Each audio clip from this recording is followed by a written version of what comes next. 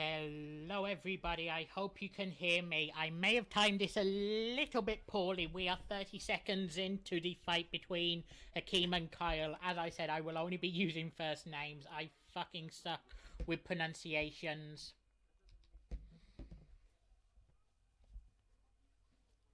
So I just hope everyone's well tonight.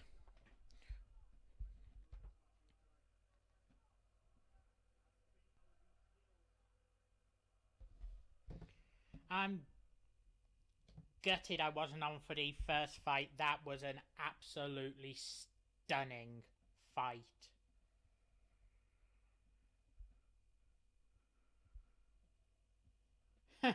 Nope, not doing that, June.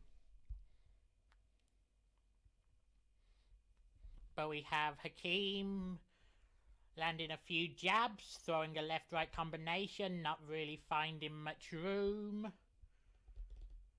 Both come out to the middle and swing, neither find the target.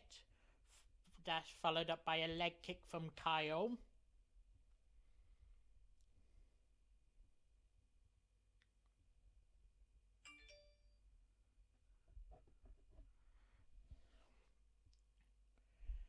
Attempted left-right from Kyle again. The left appears to land, the right comes short. He's keeping control very well, and as I say that, Hakeem lands a nice right hook to the body.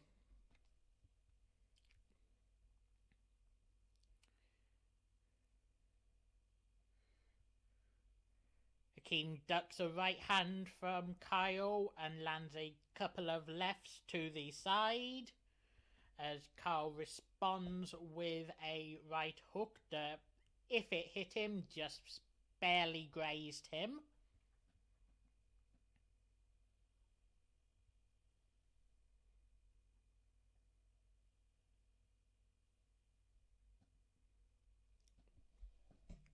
I hope you guys like the little artwork that Klondike Bill put together for me for this.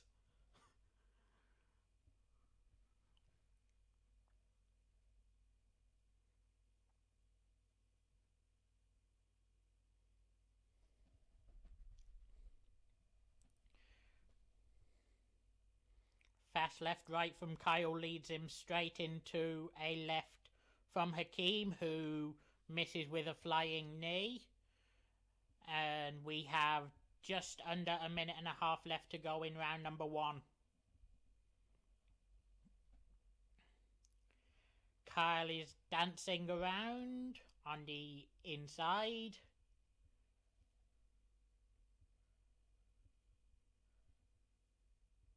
Keeping his distance well as both men land a leg kick. And Kyle shoots for the takedown. He gets the takedown. Hakeem is straight back on his feet. Kyle still has his back. Hakeem is up against the cage.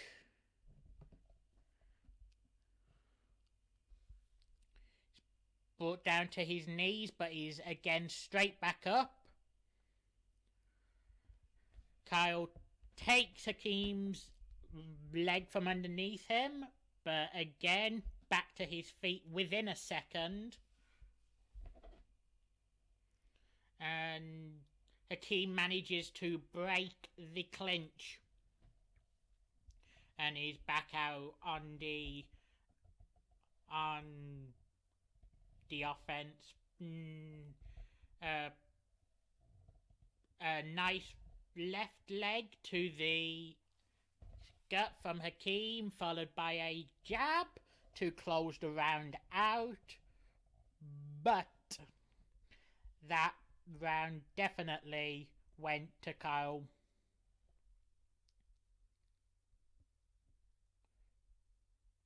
I know it's probably annoying me using their first names, but I seriously cannot pronounce them. But anyway, in between rounds, I'd just like to say hi to everyone. Hey June, hey Bobby, hey Mike, hey Sam, Hey Yak, hope you're doing well tonight.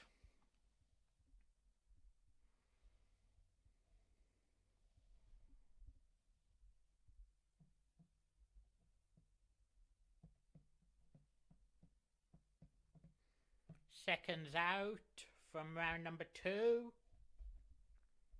We are underway with round number 2.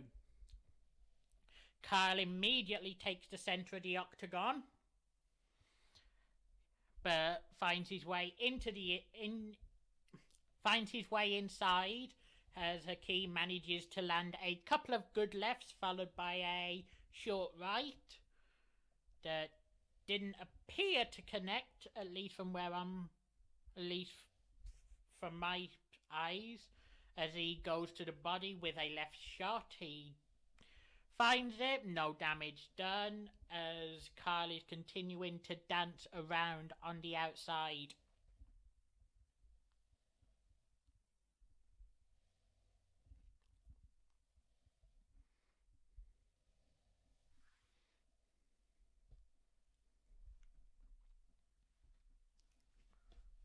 Hakeem is looking to keep him at length with a left jab, throwing one out there every couple of seconds. He is unsuccessful as Kyle comes in for a very fast left-right.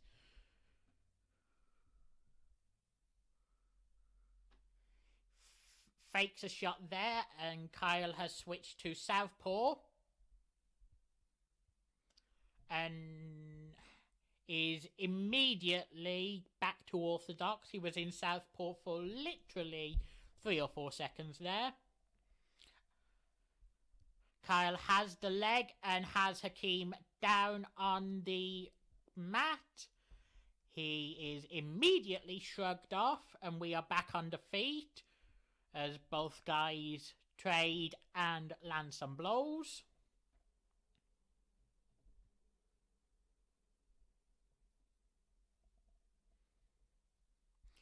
I hope the audio's sounding alright.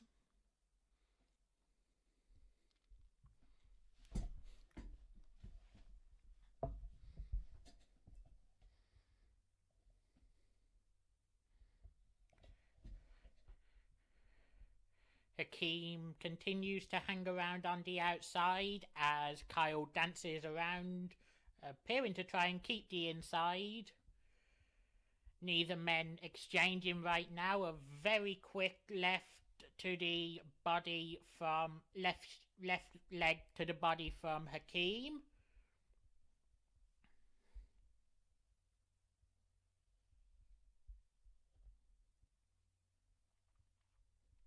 Oh, thanks, that's great.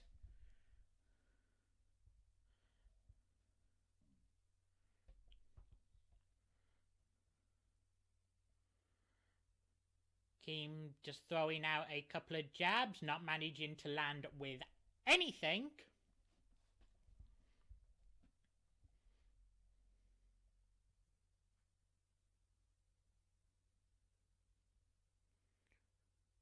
Both men dancing around as we pass the 1 minute 50 point in round number 2. Hakeem unloads a quick combination, but doesn't appear to rock Kyle.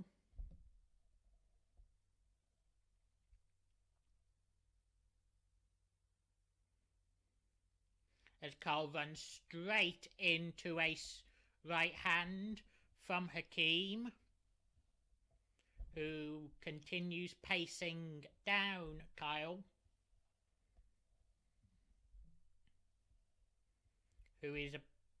Kyle is starting to show a little wear around the left eye, as they both take back to the center of the octagon as we pass the 1 minute mark of round number 2. Kyle shoots for a quick takedown. He doesn't really get anything from it. He just pushes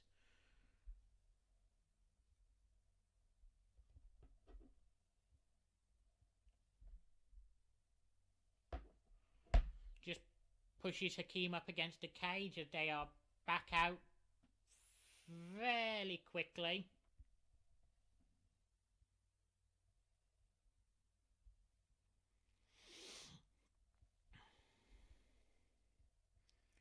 Carl once again shoots for the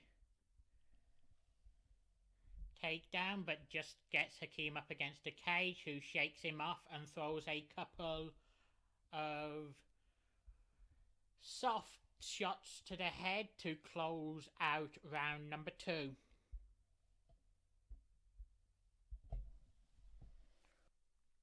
Sorry if I'm quiet between rounds.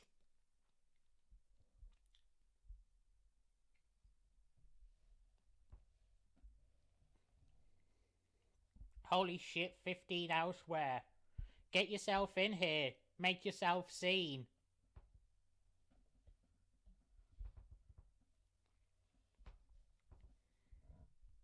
As we approach seconds out on round number 3. And we're underway.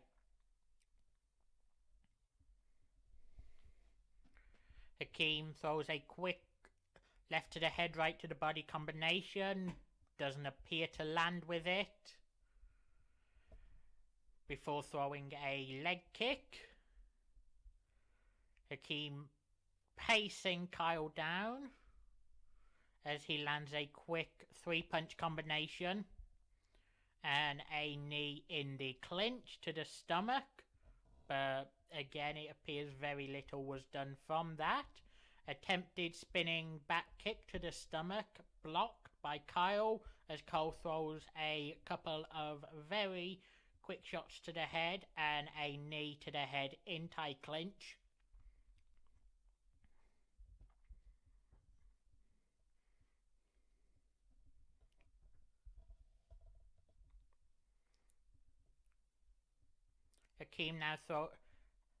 Hakeem goes for a left kick to the body. The leg is caught and he is forced up against the cage. Kyle currently has Hakeem pushed against the cage. Hakeem escapes. I'm not using a stream, I'm using my TV, but what I will do is, hold up, I'm gonna set a timer for 30 seconds and I'll pause this. I'll pause it on my end.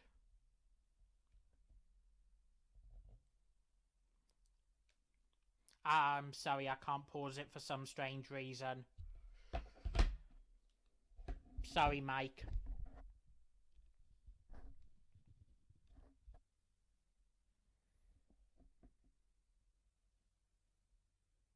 Now it's not allowing me to sync it up. I tried pausing, but I'm unable to pause.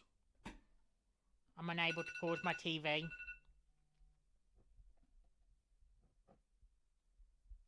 Sorry, there's nothing I can do.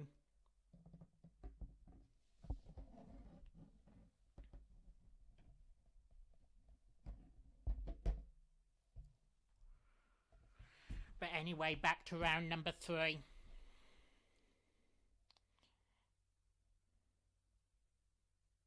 And we've lost all 15 elsewhere.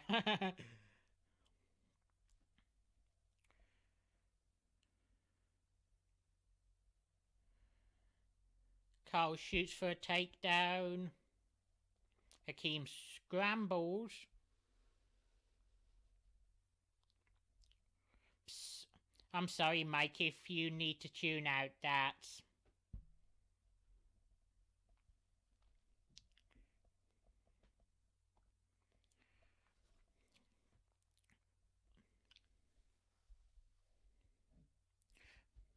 Sorry if I've been quiet during this round. Haven't even been paying close enough attention to really truly score it. As Kyle misses wildly with a spinning back fist, but Hakeem is unable to counter.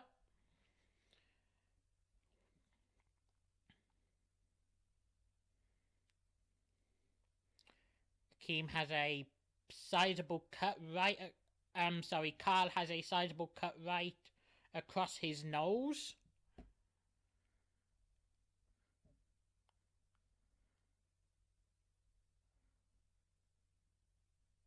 As Hakeem paces Kyle down. As we enter the final 45 seconds of this fight.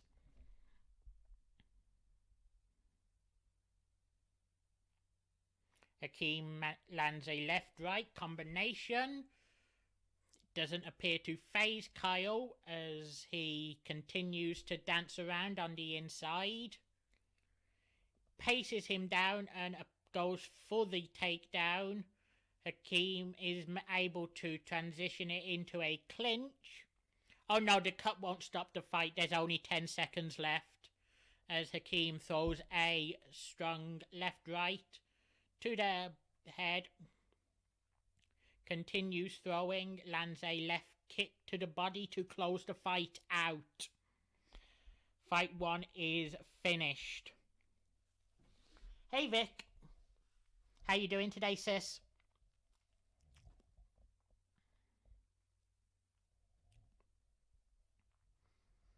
I had that scored 29-28 to...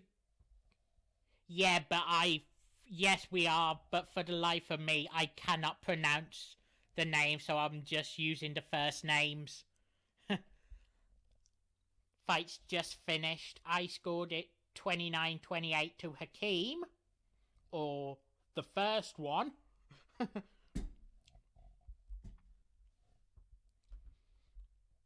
But I had some difficulty scoring round 3 because my attention was diverted. So let me get the next song up.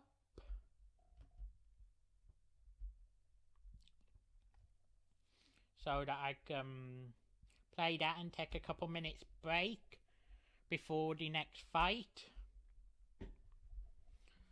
Going to be staying on though until the decision.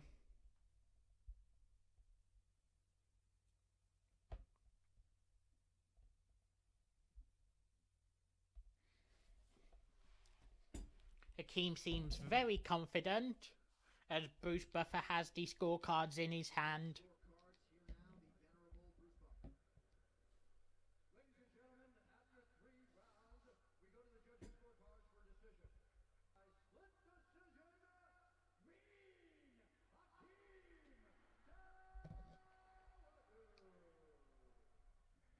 Hakeem wins by split decision.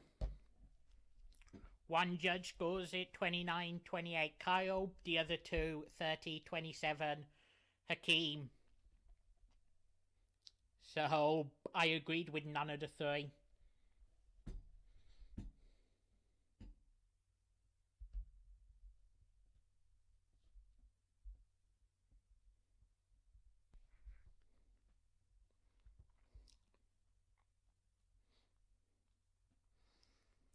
I'd like to, of course, thank you all for coming out tonight and enjoying this card with me. Looking at it, I think it should be a better card than 230 was, but you can never tell till the card comes to a close.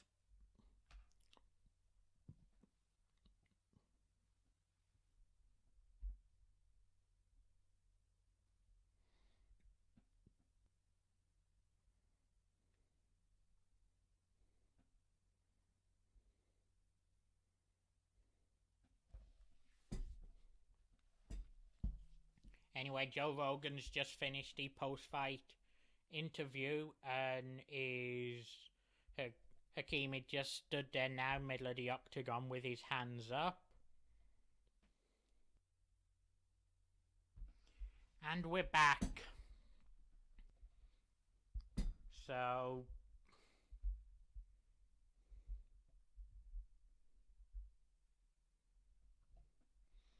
just deciding what I should play after this, whether I should play another sad song or something a little more uplifting? It's a beautiful song, yeah, but incredibly emotional. I think I have the ideal song for after the next fight.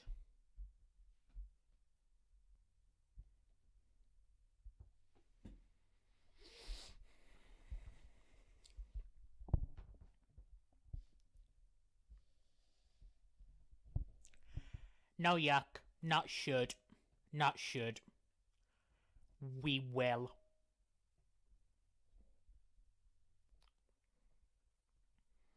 I'm honestly hoping to get out stateside sometime during next autumn anyway. Just gonna have to be incredibly fiscally conservative after Christmas, but I do want to get out stateside. And the first stop is going to be Wisconsin. So hopefully at some point we can meet up. Okay, fair enough, Mike. Completely understandable.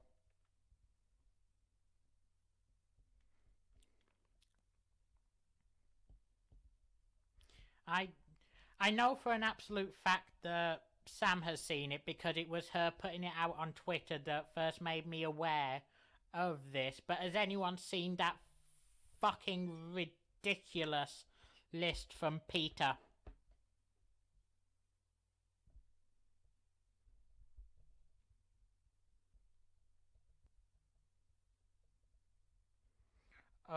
Where they're getting fucking offended over. I can't even put the words together. Getting offended over fucking figures of speech.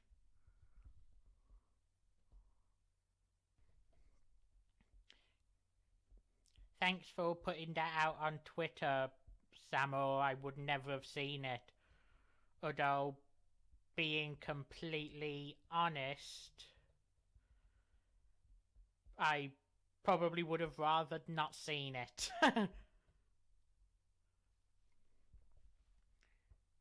Their cause is noble, but Peter have become a complete joke.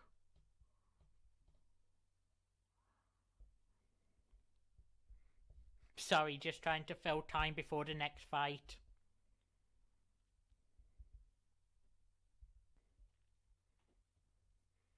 I mean, I could talk about that absentee, but I think that that topic has been done to death.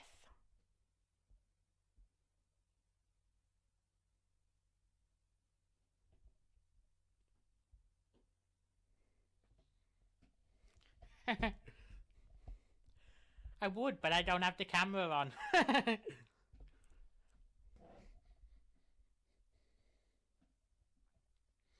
I'm still a little annoyed that the one fight on the main card that I didn't cover is the overwhelming favourite for Fight of the Night.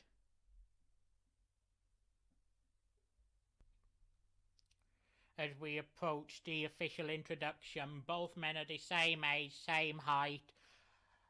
Oliveira is half a pound heavier and has a slight reach advantage against Gunnar Nelson. And thanks everyone who came out and joined me last Sunday night for some music to celebrate the firing of Mike McCarthy. I swear I only intended for that to go about 30 minutes. Ended up coming a second shy of 3 hours. So, truly, thank you everyone who was there that night.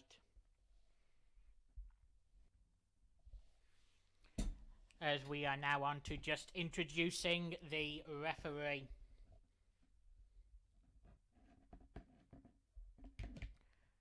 I'd probably dip now, Mike, because we're seconds out round one, and we are underway.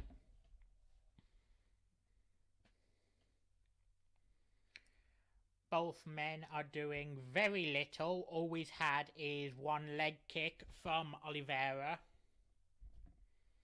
As Gunnar Nelson waits for his moment to strike and pushes Oliveira up against the cage. Has him by the waist. As Oliveira tries to turn around, Gunnar Nelson immediately puts him back up against the cage and is holding him there.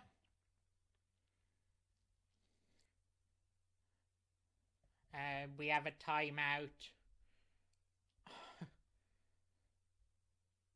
as Nelson lifts Oliveira up, but Oliveira holds on to the octagon cage to maintain, to basically stay on his feet, which obviously grabbing hold of the cage, as we all know, is illegal. So we return to Nelson holding Oliveira up against the cage.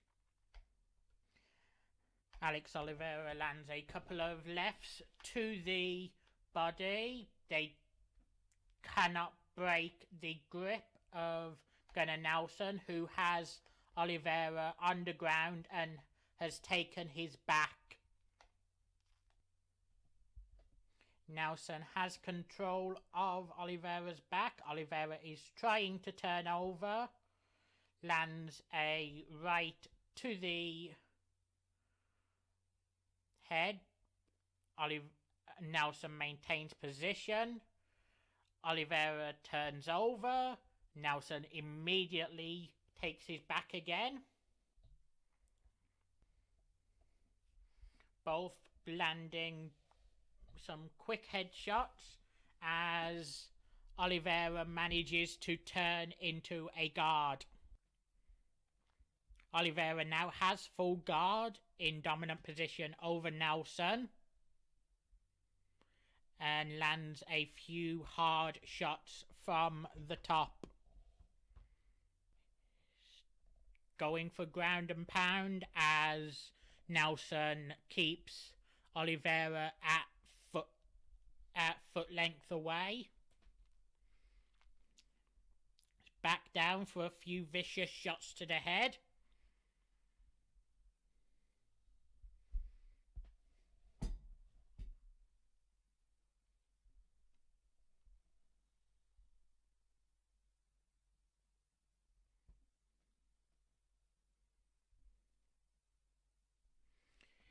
As Nelson gets Oliveira back to leg length away, and Oliveira leaps straight back into the guard with some vicious right hands from the top.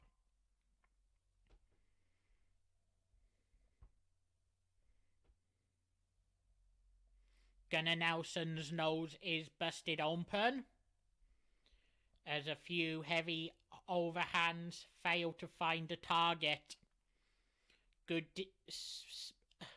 Some passable defense there from Gunnar Nelson as he completely opens up his stomach. And Nelson brings Oliveira back down and he has a leg lock. I'd assume looking to go for... No. I was going to say I assume looking to go for a heel hook, but... is unable to find it as we enter the last 10 seconds of round number 1.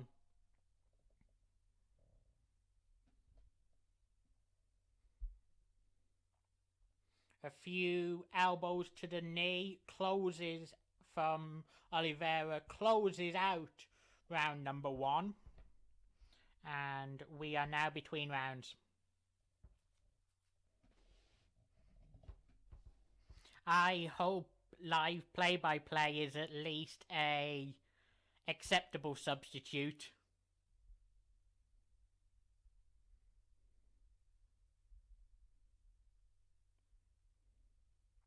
As we are seconds out round number 2.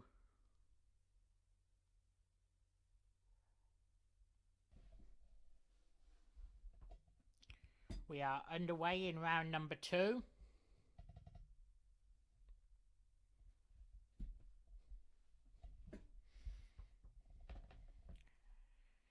As Oliveira immediately goes out on the offense. He pushes Gunnar Nelson up against the cage.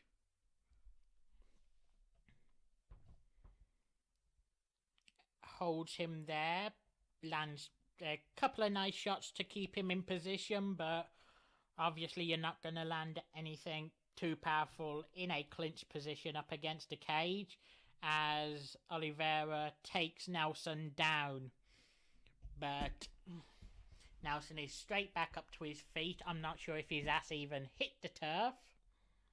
No, did I say turf? I'm sorry. Hit the mat.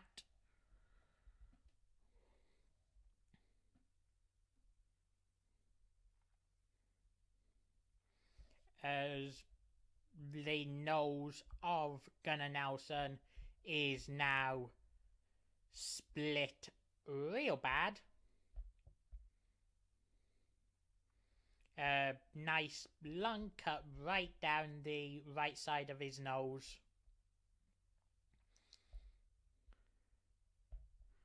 Hasn't really been much action in this round. Both men just holding each other up against the cage as Nelson takes Oliveira down.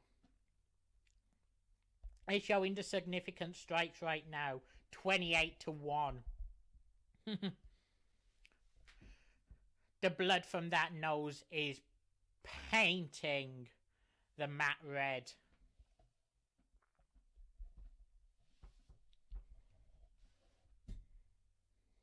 As Nelson lies on top of Oliveira, landing a few right hands to the side as Oliveira holds him down in guard.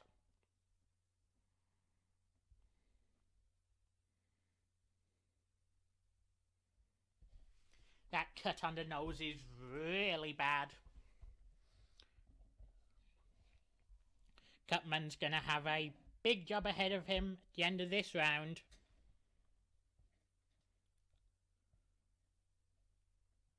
As the nose appears to literally be spitting blood.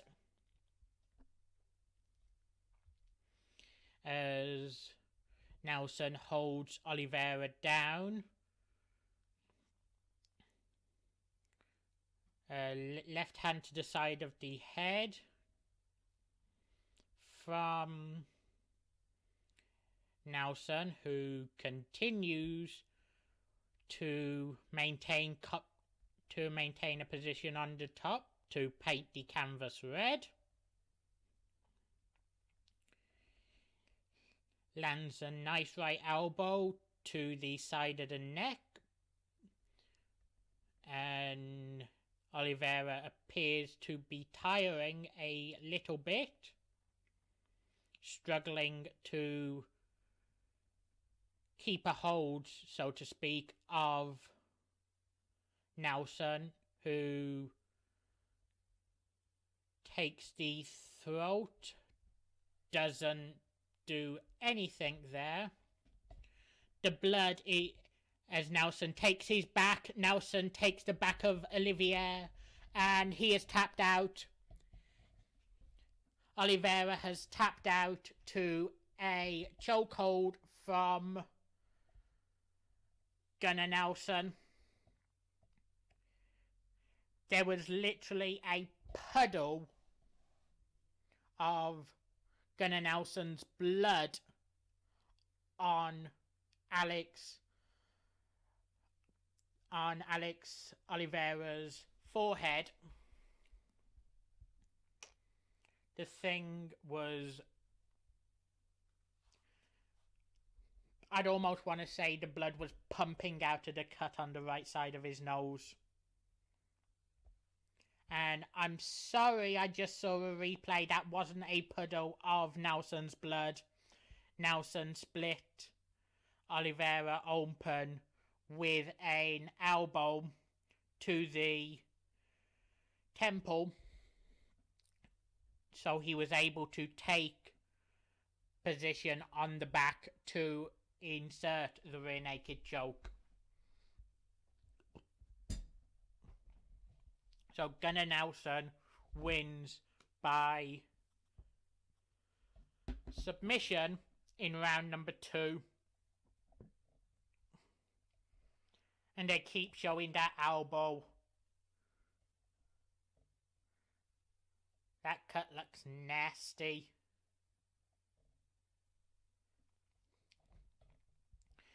Even though the majority of that fight was fought either up against the cage or on the ground, both men leave the fight with severe cuts. One down the right side of down the left side of Gunnar Nelson's nose, and a huge gash on Alex Oliveira's forehead, which was pumping blood at the end of that fight. As Joe Rogan goes in to do the post-fight interview.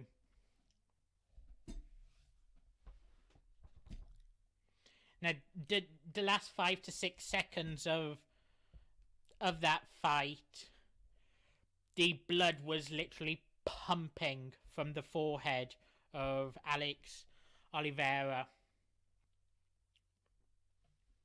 There's worse cuts out there, but that shit looked nasty. As I wait for Rogan to conclude the post-fight interview. Yes, spot on. And I will play another song. It's a short song, so I may actually play 2 songs.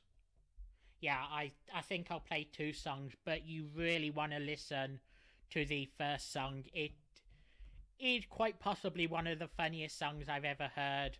I came across it a couple of years ago, and as I was going through my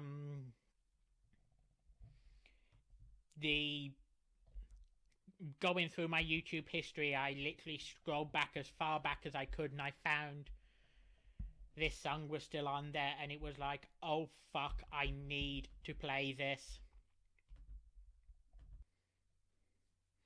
As Nelson exits the octagon. So here we go with Burden McDonald, the Assumption song, followed by Fishing Hole by Stephen Lynch. I'm gonna do 2 songs because fuck the first one short, but it is quite possibly one of the funniest songs I've ever heard. Enjoy. And we are back. I was actually just about to mention that, Mike. I was going to ask if anyone wants to come on for a post show, as I appear to have fucked the time up a bit. Could very well run short on this card.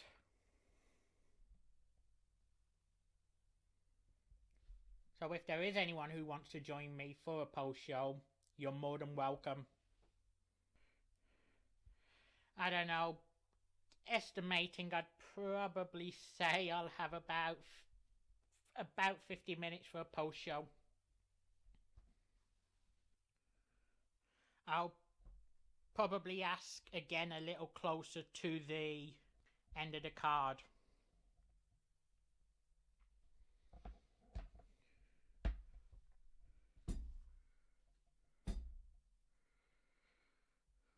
But we are about to enter into a fight in the women's flyweight division between Valentina Shevchenko and Joanna. Do not ask me under any circumstances to try and pronounce that last name.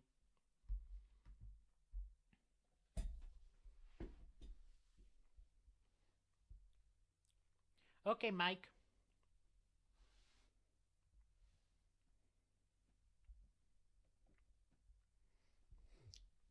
Probably have a 2 or 3 person post show then.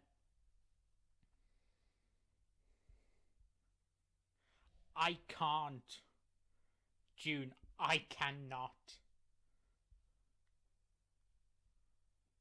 It took me a good while to learn how to pronounce Khabib Nurmagomedov's name. I have no chance with this one.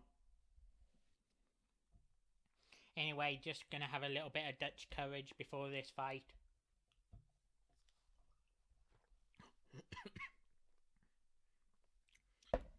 Sweet!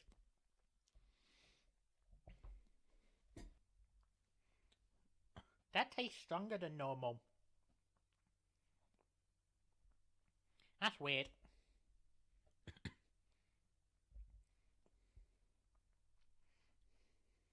But seriously, guys, thank you for the heart war.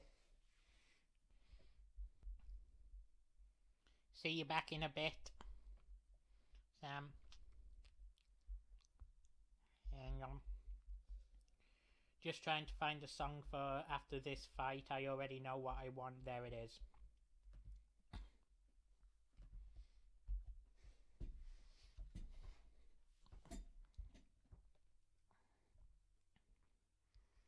But this is the co-main of the night. Obviously, Max Holloway versus Brian Ortega for the featherweight championship is the main event. I really haven't been keeping up with much fight news over the last couple of weeks though. Except for the fact that a rematch between Deontay Wilder and Tyson Fury, which I covered live on here last week, has been sanctioned by the WBC, so basically no heavyweight unification in 2019. But I'm sure when that rematch takes place in, I guess, April or May, I'll sure be here watching it with all of you, doing some live play-by-play. As much as I hate the fact that that fight being sanctioned guarantees there will be no heavyweight unification in 2019, I feel it was necessary, as in mine and a load of other people's opinion, that fight was won by Tyson Fury. I've even gone back and rewatched the fight again, see if there was anything I missed, and I still scored it the exact same way. So a rematch was necessary. But anyway, Shevchenko's just about to enter the cage. We'll then have the official introductions and get on with the co-main of the night. I've enjoyed this card tonight. And I've enjoyed being on with you tonight. You can still see the huge stain of blood on the canvas, and I'm sorry, I will be back in just 1 second. Just give me 30 seconds and I'll be back.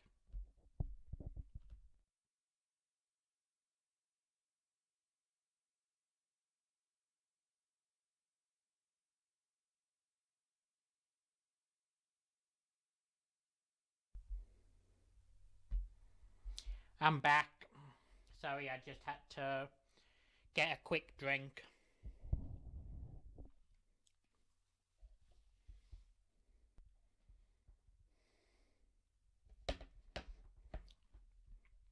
I hope everyone's okay with me again referring to these guys or these ladies by their first name for this fight.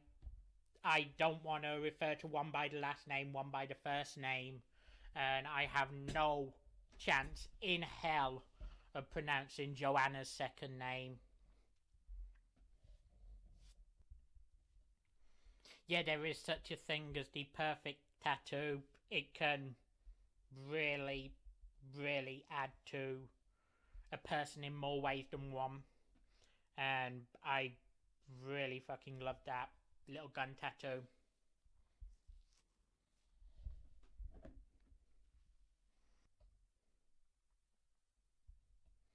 De- Depends, would it be out of place? But the ref is giving final instructions to both fighters. Let me get my scorecard up, as we are seconds out. On this scorecard, I just accidentally spelt it Hoanna. But 5 rounds in the UFC Women's Flyweight Division. And we are underway.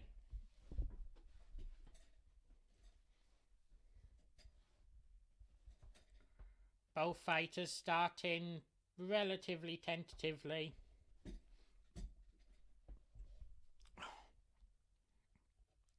Both throwing a couple of leg kicks. Joanna looking to come out with the jab. Is unable to find anything as the jab just lands on the right hand of Valentina. Joanna's definitely been struggling to find her range in the first 60 seconds of this fight, as Valentina has Joanna on the ground in side control.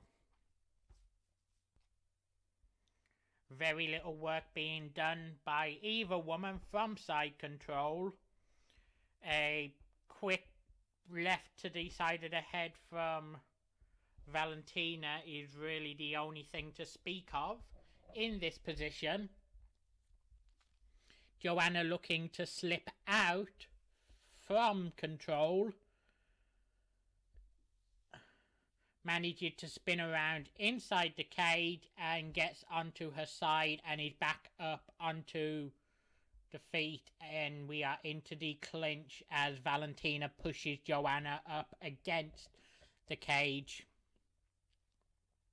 Joanna with a quick left kick to the left knee of Valentina,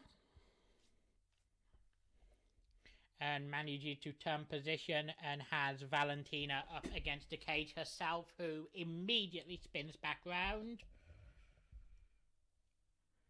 Valentina lands a nice right to the jaw, but very little done. Honestly, if it wasn't illegal, looking at it from this angle, I probably would have said Joanna just eye gouged Valentina, but there's no protest, no complaints, so clearly nothing nefarious took place, unfortunately. But Valentina still holds Joanna up against the entrance to the octagon, with the little Vegas Stronger written on top. There's very little work being done here by either women as we enter the final minute and a half of round number 1 of this 5-round contest. We are now away from the octagon. We are in the middle of the cage and out of the clinch. Joanna throws a couple of short jabs which fail to connect, followed by a right leg kick. A very slow round from both women here, as Joanna lands a nice right to the stomach and follows it up with a head kick that missed. And a huge spinning back kick from Valentina finds Joanna's side. Huge right hand. Fast finish to the round from Valentina Shevchenko. who manages to catch Joanna with a left hand as she goes for a body kick. Joanna looking to land a couple of big shots as the round ends, but the round comes to an end with Valentina Shevchenko catching the leg of Joanna. Don't ask me to say that second name. Hey, Evan. But a fairly tentative round from both fighters. I'm probably going to just about give it to Valentina for her control up against the cage and that very late flurry, where she landed a couple of nice shots, most notably a spinning kick to the left side of Joanna's body, as we are seconds out, round number 2. I don't know why I have my headphones on. Absolutely no point having my headphones on. At least not until the post show, as we are underway in round number 2. Joanna comes out aggressive, looking to find range and throw a couple of jabs. Valentina shrugs her off with a kick to the stomach. Joanna continues pacing down Valentina, who responds with a spinning back fist, which shows very little effect. Joanna looks to keep Valentina on the inside. Sorry, I was a little distracted for a second then. Sorry if I went quiet, I was a little distracted. As Joanna lands a weak leg kick to Valentina's right leg. Sorry for that. As a huge right hand is ducked by Valentina, who unleashes a small combination of her own onto Joanna. And we're back to both women leg kicking each other, and Joanna throwing a jab right into the right hand of Valentina. Joanna looks for a huge right overhand, which Valentina allows her to duck. I'm not 100% sure. I'd assume so, but Valentina's in the red corner. I don't think this is a championship fight, no. I think this is Joanna moving up.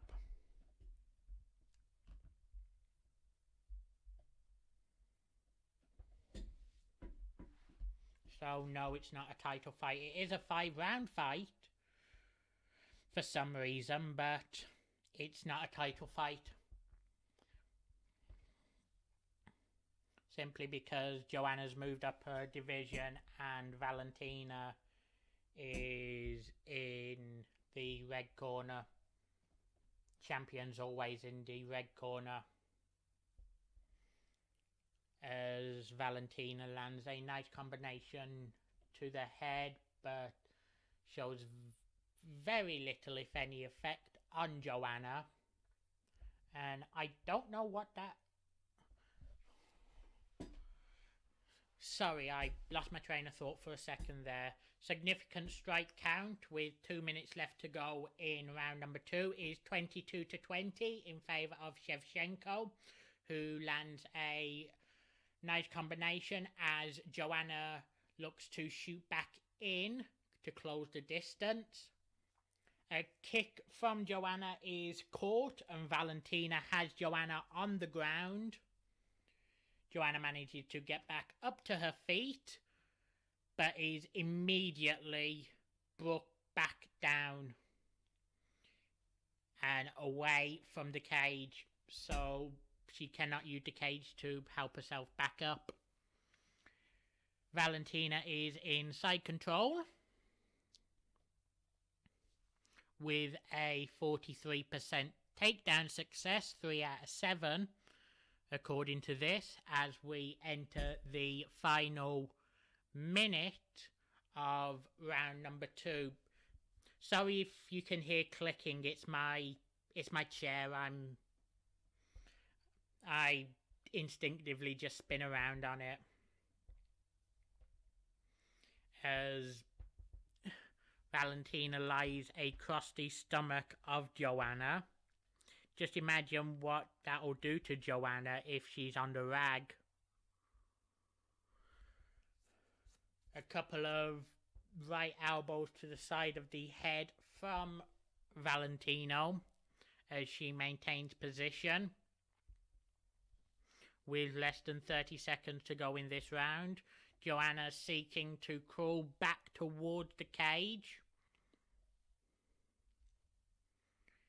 She has made it. She has made it back to the cage and is back on her feet. But Valentino lands a nice left knee to the chin and brings Joanna immediately back down to finish round number 2. Yeah, on the rag, her special time of the month. Flowing. But again, that's another round for Valentina Shevchenko. I don't mind occasionally saying her second name. It's actually bearable. Unlike Joanna's. Holy shit. Does anyone know how to pronounce her second name? No, June. Surprisingly enough, I'm not. I don't have the ability to do that. Although, what I will say as we are seconds out round 3 is at least I have a slim knowledge of the cramping pains with IBS. They are hell, and if the cramping pains on the rag are anything similar to the cramping pains for IBS, I pity any woman on the rag. As we are 20 seconds into round number 3. Couple of head kicks landed by Valentina, who is a lot more conservative this round, letting Joanna pace her down and appearing content to just dodge the shots. As she lands a huge spinning back kick to the sternum of Joanna, who is rocked back but immediately regains position and lands a couple of leg kicks to Valentina's right leg, who follows that up and replies with a sizable body kick. Yeah, never trust anything that bleeds for 5 days and lives. Hashtag MegTow. Don't worry, I'm not MegTow. I'm not a fucking moron.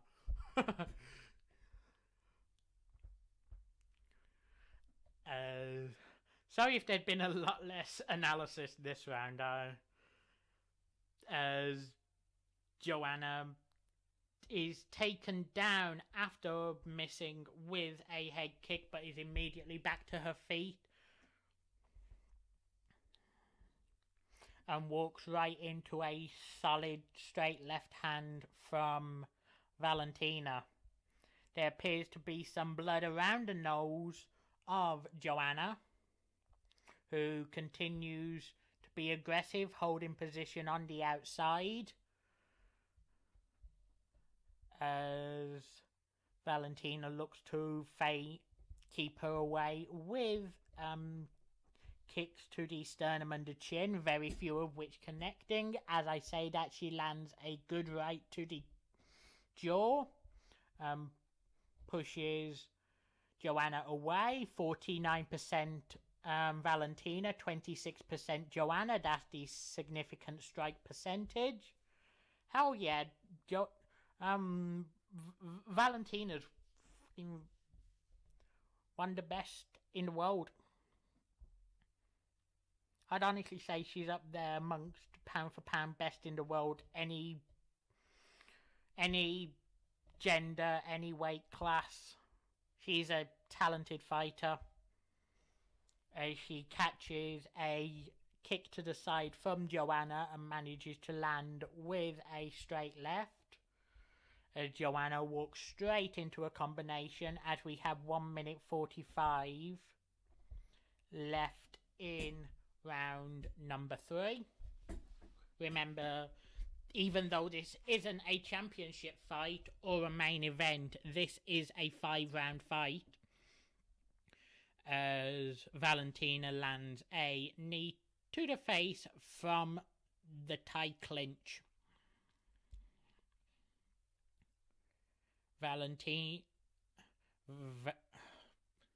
Sorry.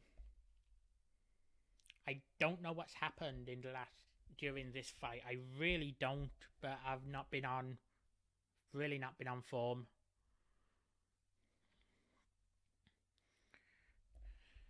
Valentina jumps into a right hand, which lands on the right eye of Joanna. Joanna looks for a spinning back fist, but is caught and Valentina lands a couple of left hands to the side of the head, and Joanna continues trying to hold Valentina at a distance as Joanna has another kick caught and is pushed back up against the cage. Huge right knee from Valentina straight onto the nose of Joanna, being held up against the cage. As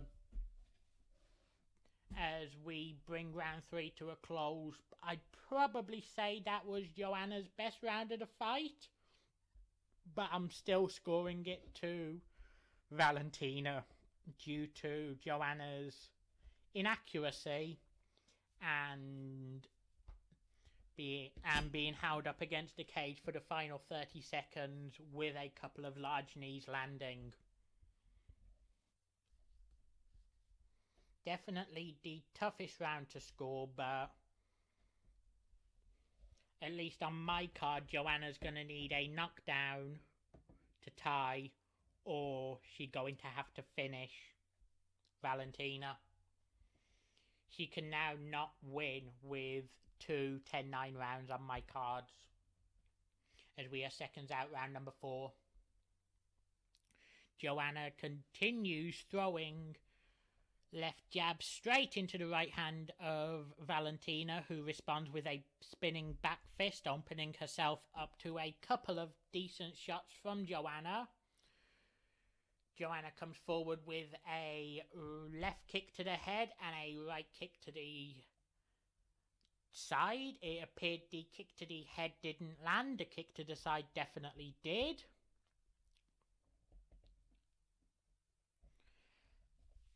Both women managed to land a leg kick.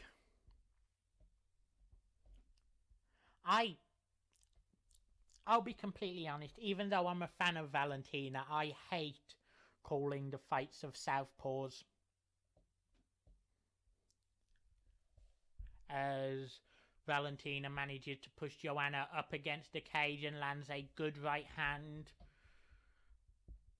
Valentina allows Joanna to get back out though, and we're back to the center of the octagon, throwing tentative jabs and weak ass kicks. Huge combination. Valentina is southpaw. She's fighting southpaw, yeah. And I was about to call something, but I forgot what it was. As a kick is once again caught by Valentina, who brings Joanna down to the ground and has her in side control. That blood stain from the last fight is now starting to turn brown. So I guess that's fun.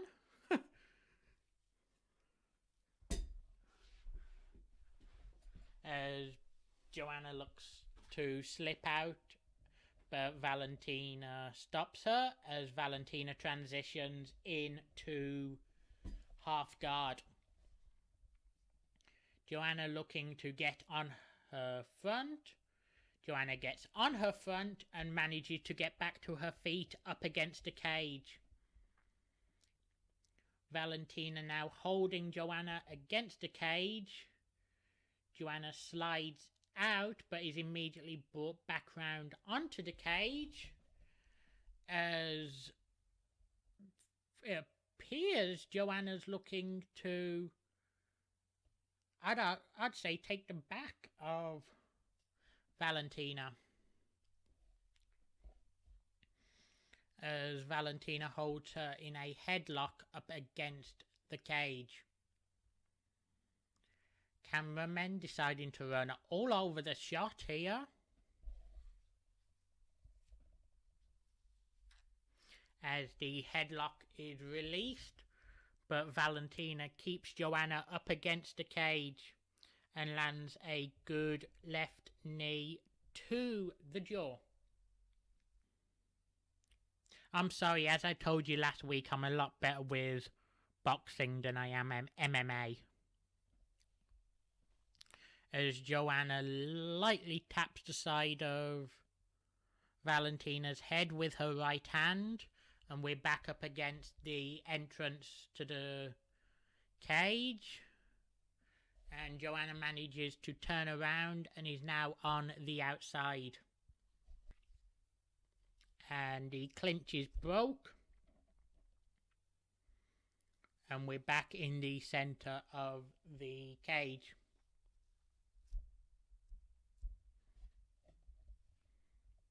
With just over 30 seconds to go in round number 4 as Valentina misses a spinning roundhouse kick intended for the left side of Joanna. Joanna manages to land a front kick to the stomach and both women go in for a large exchange. Valentina manages to land a strong right hand and a very strong combination to close the round as Joanna backs away from the shots to finish the round off. Again, not a terrible round for Joanna, but a losing round for Joanna, who is now 40-36 down on my cards, going into the final round of the fight. Just gonna drop a very quick DM between rounds to Mike as we are seconds out round 5 and we're underway.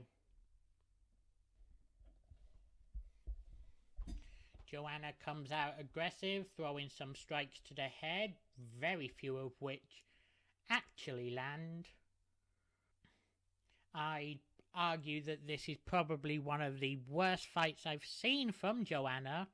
She is completely outclassed in there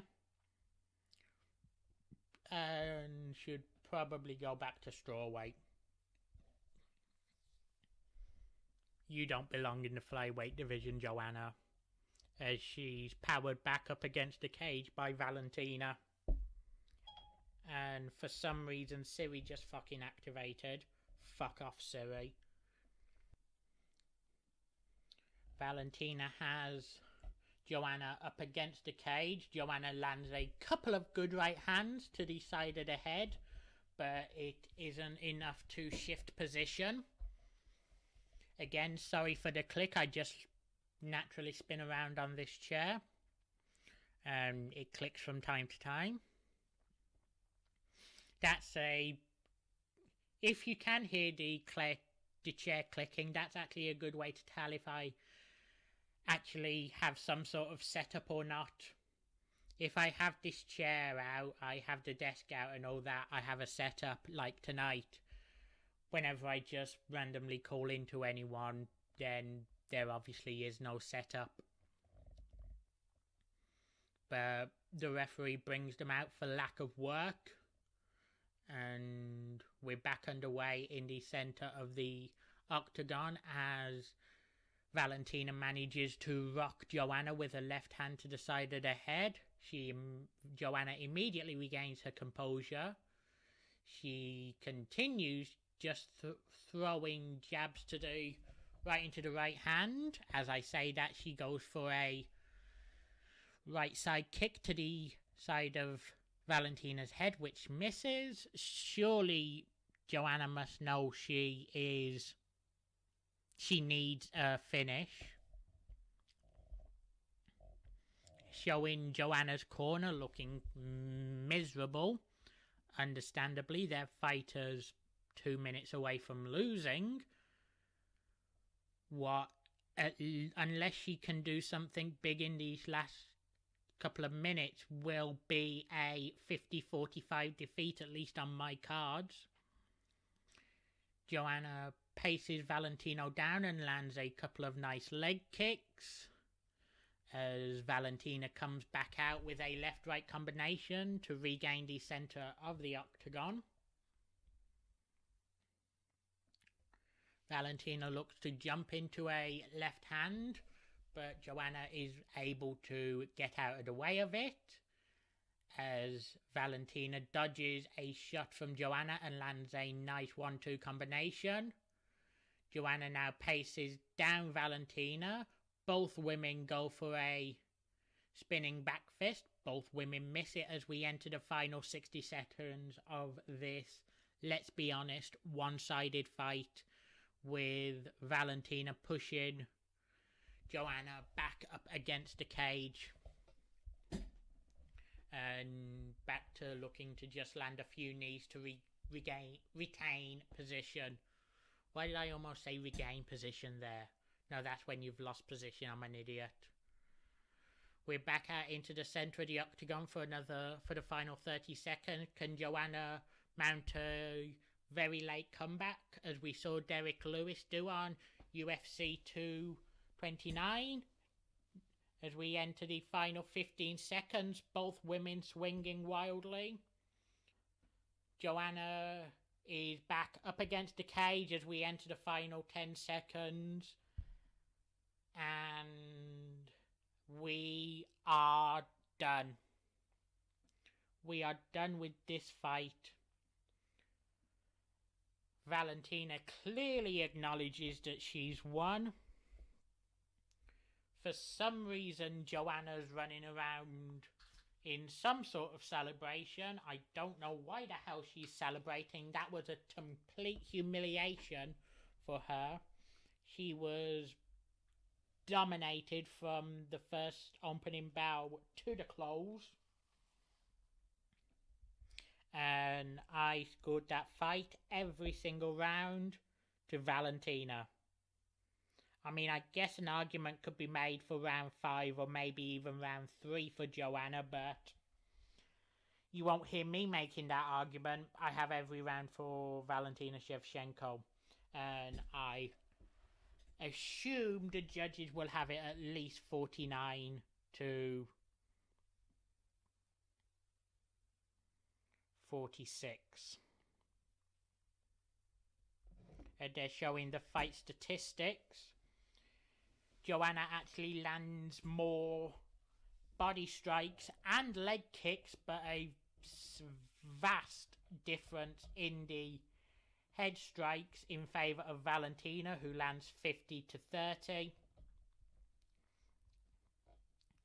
And Valentina also gets a large number of takedowns, as it appears Bruce Buffer has the cards. And this actually is a title fight. All three judges score it 49-46 for the new flyweight champion of the world, Valentina Shevchenko.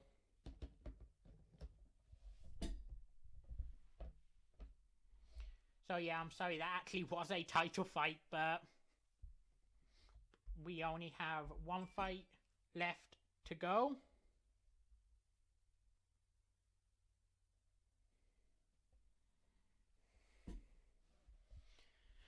Again, the judges didn't score it the way I did, but as I said, a very strong argument could be made for 49-46, which is how all three judges scored the fight. As Joe Rogan proceeds with his in-cage interview of the new champion.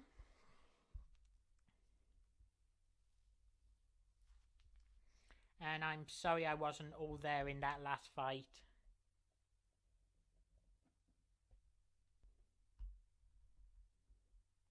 Sorry if I'm incredibly quiet right now.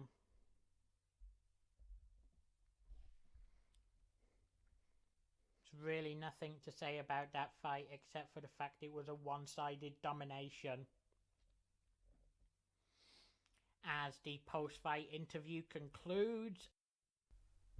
And we're back. Is the volume any better now? Hope so. As I forgot to plug my phone in at the end of that fight, I'm just gonna plug it in now to at least get a couple of seconds so I don't run out of battery during the final fight of the night.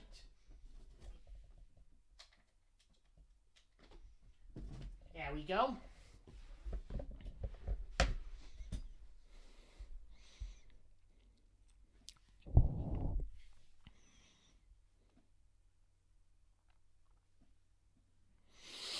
As we're just showing a promo video for the main event of the evening for the UFC Featherweight Championship of the World between Max Holloway and Brian Ortega. I probably should get the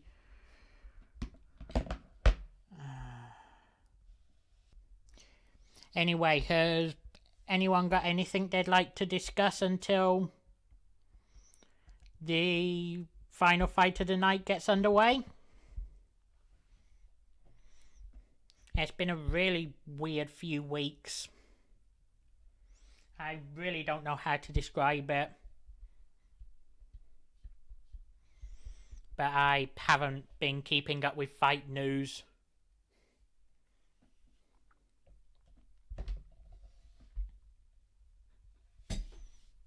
As Brian Ortega is making his way to the octagon.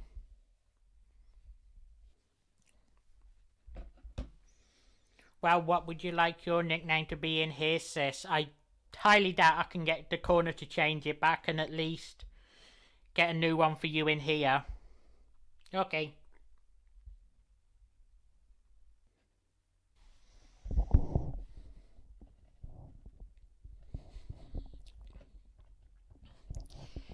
But anyway, since there's nothing to talk about, I feel I should just mention I have just got confirmation from the other white Mike that he would like to join me for the post show.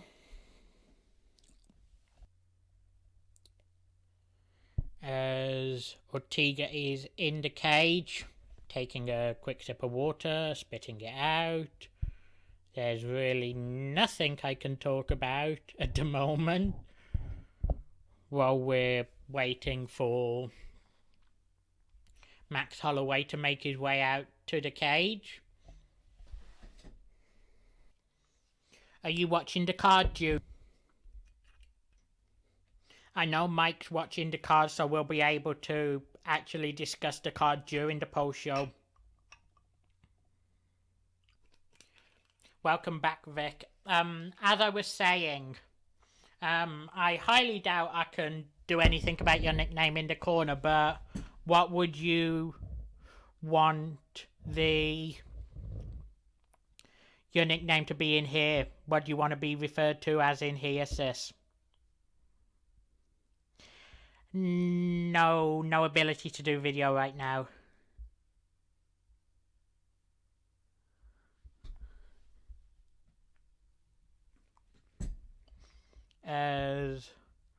Holloway comes out, draped in the flag of the state of Hawaii. Just going to take another quick bit of Dutch courage.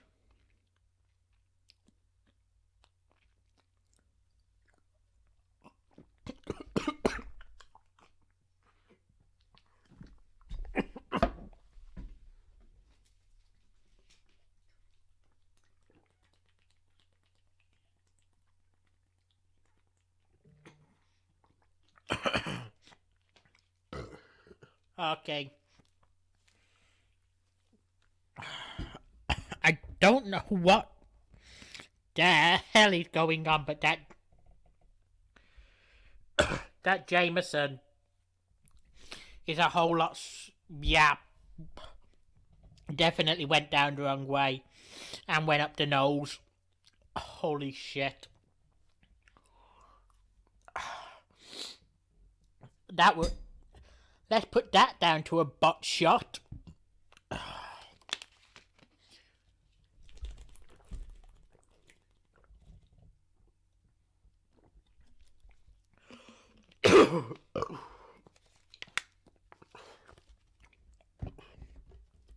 There we go.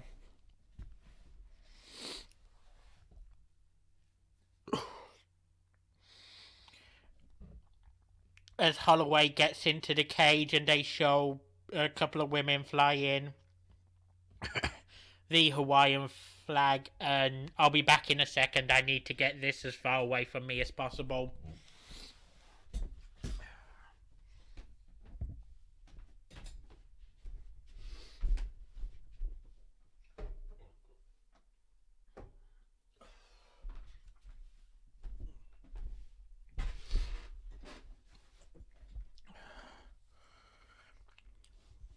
Holloway is 3 inches taller. They are both 27 years old. Ortega weighs half a pound more and they have an identical reach.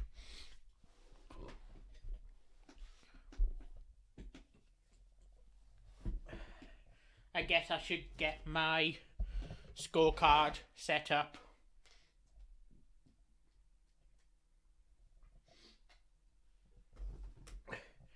Is the volume any better?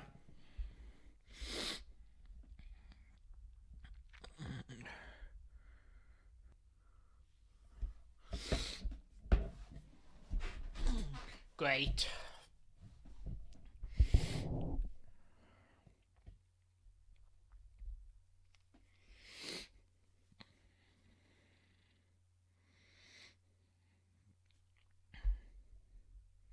Should I turn the music down a little bit, or is the music volume fine as well?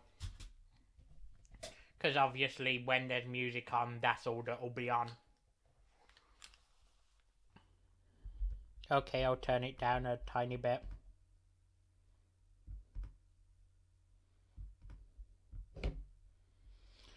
I hope everyone has enjoyed themselves tonight. I hope the running play-by-play has been at least acceptable.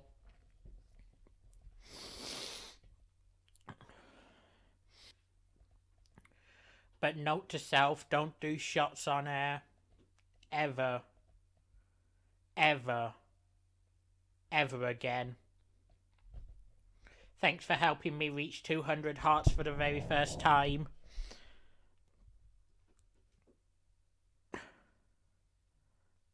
And it's 200 on my screen, but, you know, between phones and laptops, hey, Mixler can't keep count. I love this site, but it is definitely not without its issues.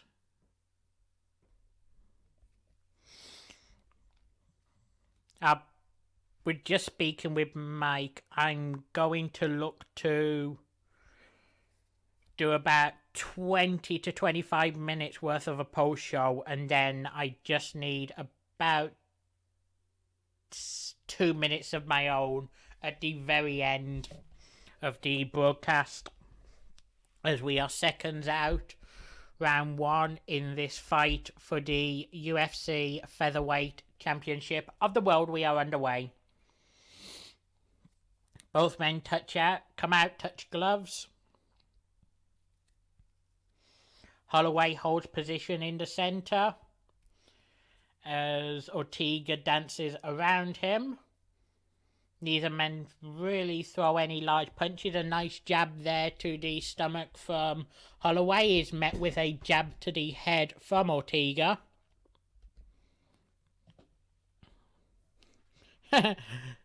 Look like one of them nice good old hicks.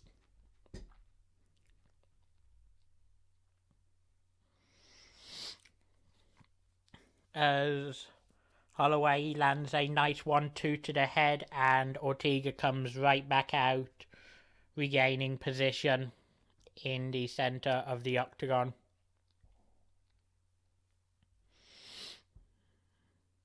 A few nice jabs from Ortega are pretty ineffective, and Holloway now holds Ortega in on the inside, and just as I say that, Ortega rushes down and takes position back on the outside. Holloway throwing a few nice jabs and a right to the side of the head clearly rocked Ortega for a split second. As much as he would like people to think it didn't, there's no way a shot like that wouldn't rock you, as a uppercut comes up short from Ortega, and a right-left is landed from Holloway, followed by a large right from Ortega to the head. Sorry if my play-by-play has fallen off the last couple of fights. I really don't know what the hell is going on.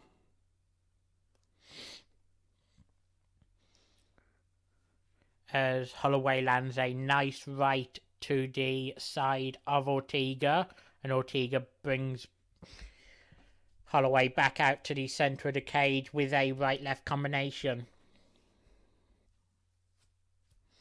We're more than halfway through round number 1. Now,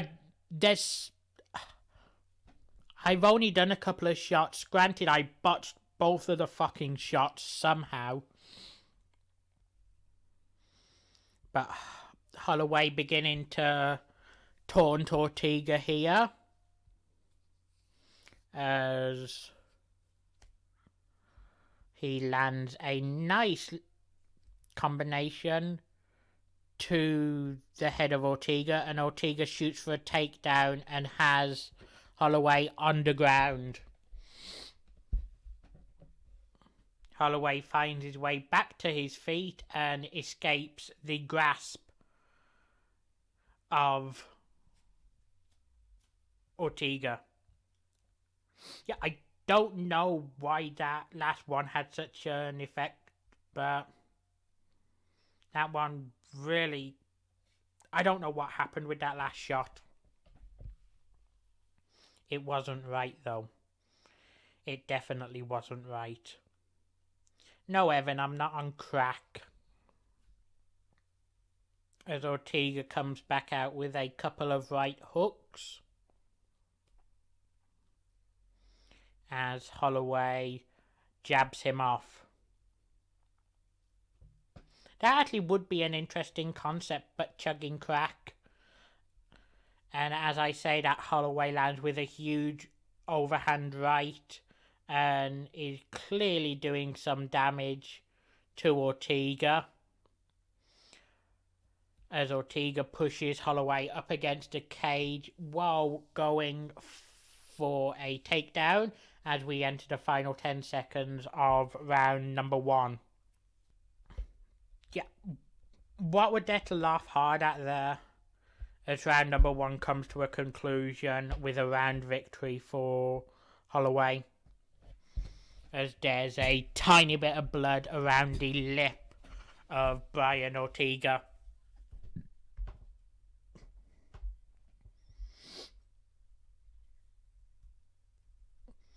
Yeah, you'd know, June, wouldn't you? I honestly wouldn't be surprised if Holloway was on something the amount he's fucking laughing. But anyway, we are seconds out. Round 2. Holloway again coming out aggressive, throwing a couple of attempted left hooks to the side of Holloway, to the side of Ortega's head, both of which miss. As I can hear my dog just outside my door. Huge right hand from Holloway lands, pushing Ortega back a bit. Ortega is on the inside as Holloway unleashes a huge combination.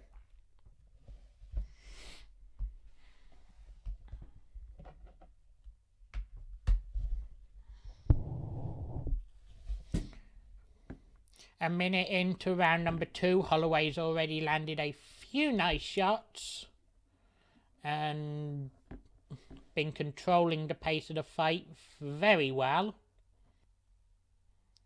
And as I say that, Ortega manages to close the distance and get Holloway up against the cage for a very split second. Holloway forces him back with a clean straight to the side of the face, as there is now also a little bit of blood under the nose of Brian Ortega, who was very close to being knocked down there.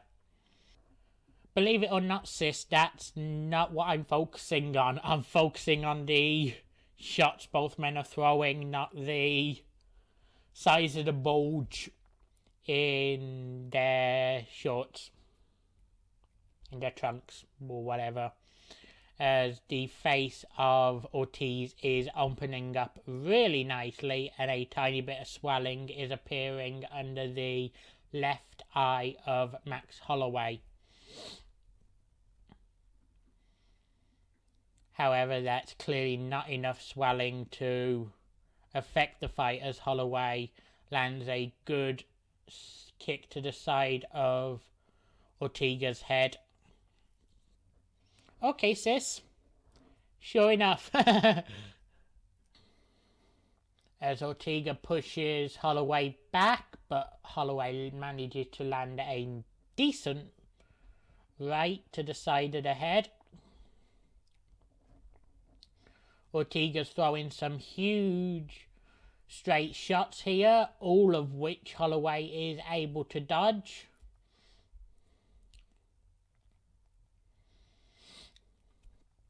And Holloway manages to force Ortega inside. 95 of 175 significant strikes for Holloway have landed.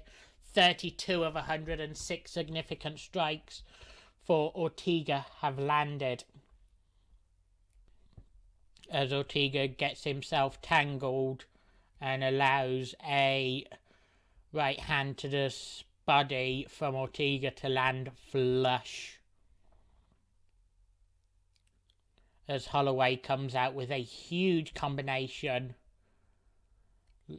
just peppering that cut both on Ortega's nose and just above his, well, not above, to the side of his right eye. As Ortega is able to land a clean left jab straight on the nose. Hell, at least Holloway's at least showing some wear and tear in the final 10 seconds of round number 2. But he is still absolutely dominating Brian Ortega as round number 2 comes to an end. Another round win for Max Holloway. No, this isn't a bloody mess. There's a sizable cut, but it's no mess. At least not on the level as earlier, as we saw with Alex Oliveira and that huge fucking gash on his forehead, which I'd honestly be surprised if it's closed now. That was nasty. Ortega's face is crimson, but comparing it to the fight earlier, and especially thanks to that elbow Gunnar Nelson landed from on top as we enter round number 3. A very small cut on Max Holloway's nose, and there's a cut both on Brian Ortega's nose and to the side of his right eye. Yeah, earlier that was basically fucking pumping blood for the last 5 to 6 seconds, as both men managed to land a nice left-right combination.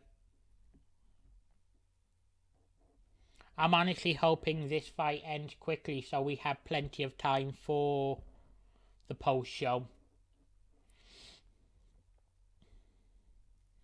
As Ortega pushes Holloway into the cage, attempts to take him down, looks to take the back of Max Holloway, who easily slides out and returns to the center of the cage.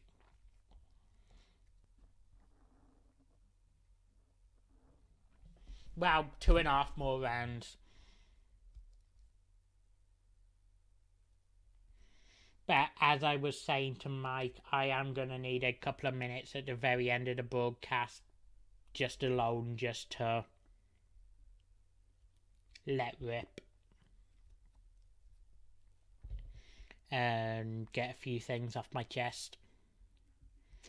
As Holloway looks to land a nice right hand. How far ahead? I'm sorry, there's nothing I can do. I've already tried pausing my broadcast as I'm told my battery is low, so I need to plug my PC in.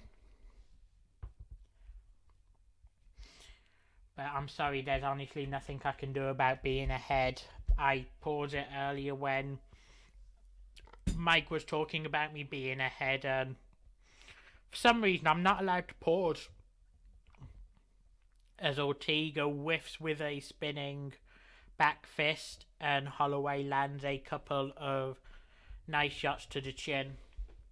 Ortega takes position on the outside and manages to push Holloway up against the cage as we have 2 minutes left in round number 3.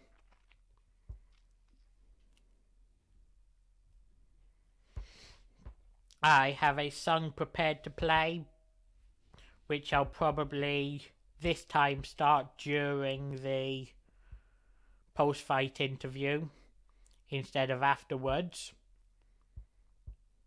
Because while not overly concerned, I am a little concerned about time. I'm able to say this because very little is happening. Ortega has Holloway up against the cage. Holloway escapes and lands a nice left-right combination pretty much square on the nose of Ortega, who has the cut on the left-hand side of his nose opening up again. Great job, Cutman. You've really earned your paycheck tonight.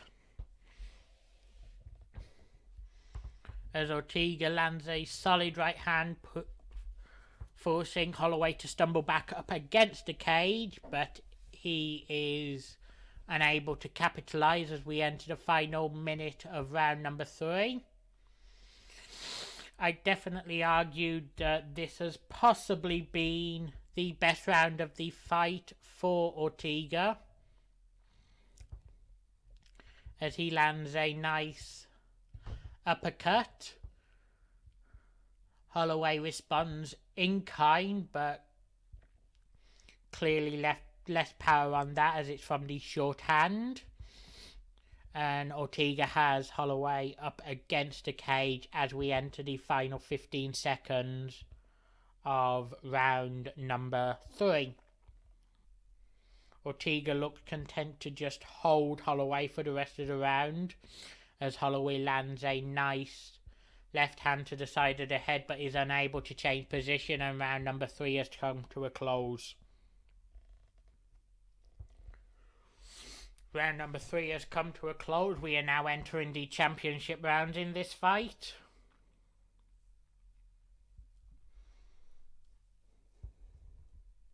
I honestly wouldn't want to put money on whether this fight's going to go the distance. But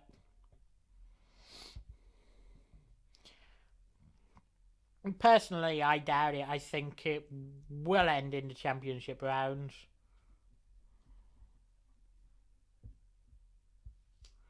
As I can still hear my dog outside my door. I feel really bad having this door shut.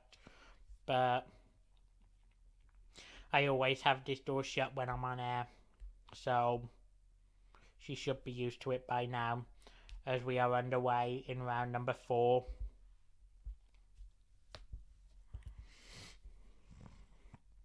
Holloway with a very quick right to the right side of the head of Ortega. Definitely Holloway coming out the more aggressive in this round. And again, as I can't let her in. My desk is pushed up against the door. I can just hear her chasing a tail. And I'll be off air within the next 40 minutes anyway, so I can open up the door then. Sorry if that sounds a little heartless, considering what that dog has done for me, but hey, it's only one night a week. As Ortega manages to land a right to the body and to the head, Holloway responds in kind with a right to the head, and Ortega follows up with a couple of jabs.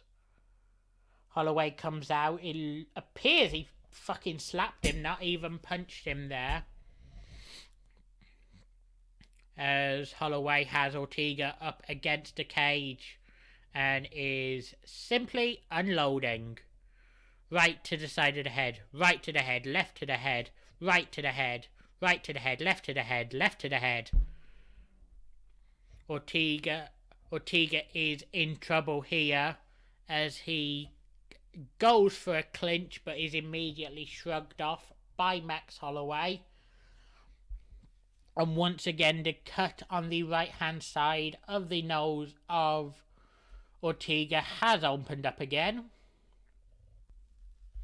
So total strikes now stand 197 out of 336 and 79 out of 265 in favour of Holloway as he continues landing strikes. Again, I love my dogs more than anything else, but I'm sure they can handle a couple of hours a week. And hell, I don't even come on every week. I come on, maybe twice a month. As the cut on Max Holloway's nose starts to widen, as Ortega has Holloway held up against the cage. We're back out exchanging shots as Holloway lands a couple of nice rights to the side of Ortega's head.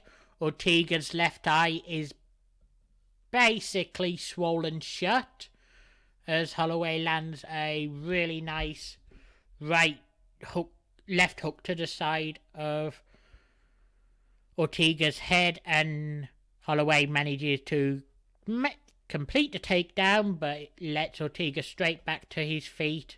Ortega is clearly gassed. I can't see this fight continuing much longer. The left eye is completely swollen shut. The right eye's closing on Ortega. Ortega pushes Holloway up against the cage as we enter the final minute of round number 4. Holloway manages to turn around and escape from the cage and continues unloading headshots as Ortega shoots for a takedown and is immediately sprawled by Max Holloway, who allows Ortega back to his feet. Nice left jab there from Holloway, followed by a straight right. This has been a one-sided round. As in the final 10 seconds, Holloway has Ortega up against the cage and is unloading. Ortega looks to hold for the remainder of the round and is able to hold for the remainder of the round. Despite that round was incredibly one-sided. And that is round number 4 for Max Holloway. Ortega now needs a knockdown or a stoppage to win the featherweight championship of the world.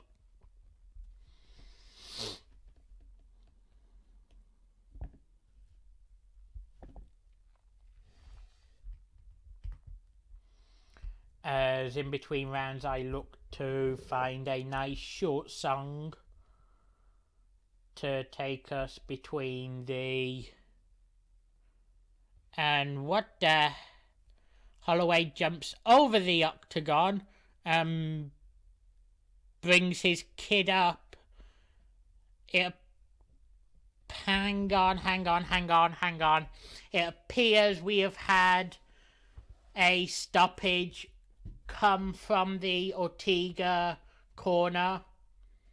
The fight appears to be over.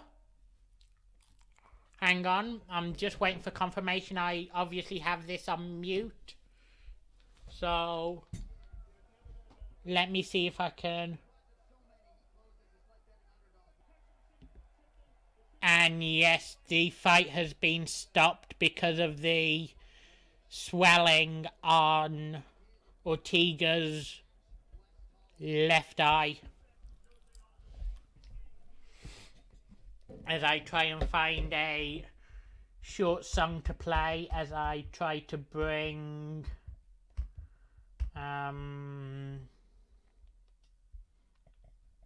Mike in. Here's a song called Be a Fear by someone here in the UK by the name of Lucy Spraggan. And after that shot of whiskey basically went straight up my nose, I now have fear.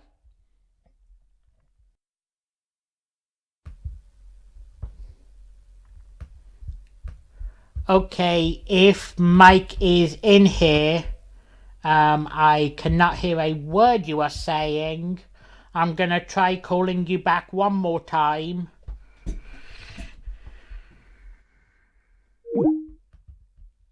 Sorry for the difficulties here.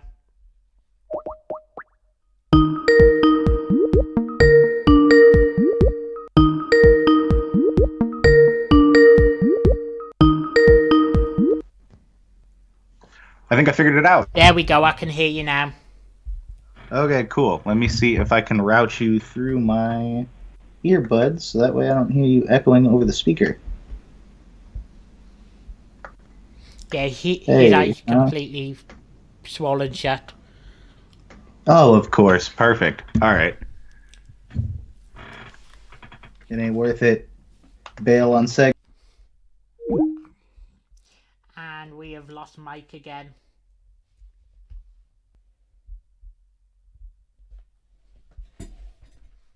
Let me see if I can get him back.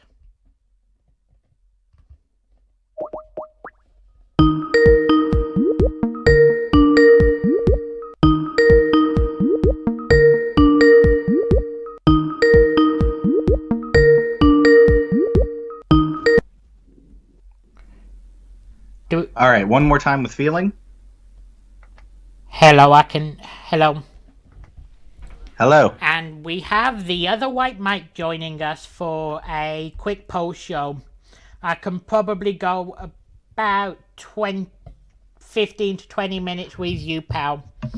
Because as I said, I do need a couple of minutes to close out, and I obviously want to play a song to finish this up. However long, boss man, it's your show, your rules. You already know how it is. Night, sis.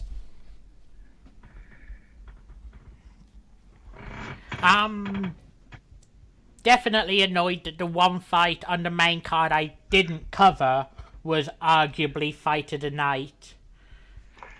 That was kind of weird because it was like this card in general was really like two sides of a coin, where it was like that first fight was just literally dudes going out there and just throwing lunch boxes. And that Santos guy, I thought he was going to get his ass whooped because he was just out there throwing these god awful like spinning back kicks, and these weird elbows and these just awful techniques, and then he goes out there and just pops him right in the face, and that's it. Yeah. And but being completely honest, that fight just needed one big shot. Well, it was even weirder because it's like with Manawa, that's a guy that you don't associate him with someone that's going down regardless of what's happening. Yeah. Like that guy is just used to standing there and eating these shots, and that's it, and you can't put him down. Yeah, it was so convincing that the ref was able to jump in without a single shot being thrown on the ground. I mean, but that one he hit him with, realistically, that was it. I mean, after you get hit with something like that and your instinct is to go for an ankle pick, you probably should have the fight stopped. Yeah.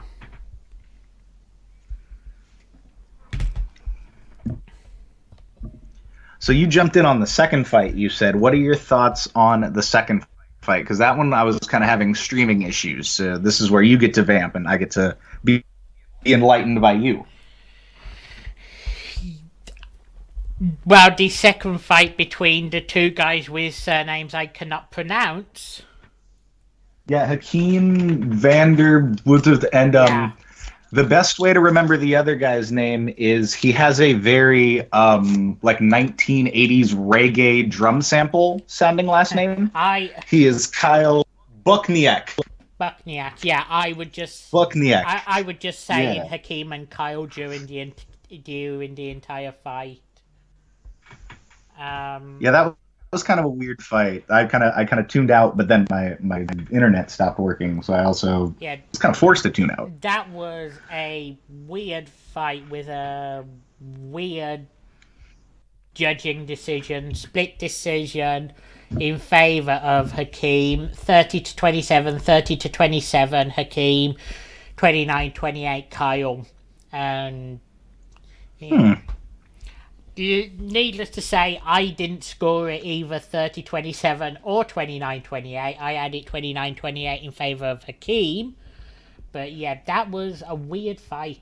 I really couldn't find myself getting into that fight for some unknown reason. I mean, it was just your regular fight. You seemed just kind of have octagon control the whole time, and it was just you kind of hope that something's going to happen, but then you realize nothing happens, and you look at your watch and you go, oh, Gunnar Nelson's fighting next. Yeah, pretty much. Gunnar Nelson, man, that's a name that I didn't think that guy would still be. Him cutting weight was probably the best decision he made. He was fighting at those heavy classes, and these guys with the heavy hands were just knocking him. And he's kind of bumped a little bit. At least he's able to kind of pretend he can fight, but man, he got... It's so weird that guy's still around. It's not like he's bad or anything. It's just it's weird he's still around. Can I just say that cut on Alex Oliveira's forehead during the final few seconds of that fight was fucking vicious.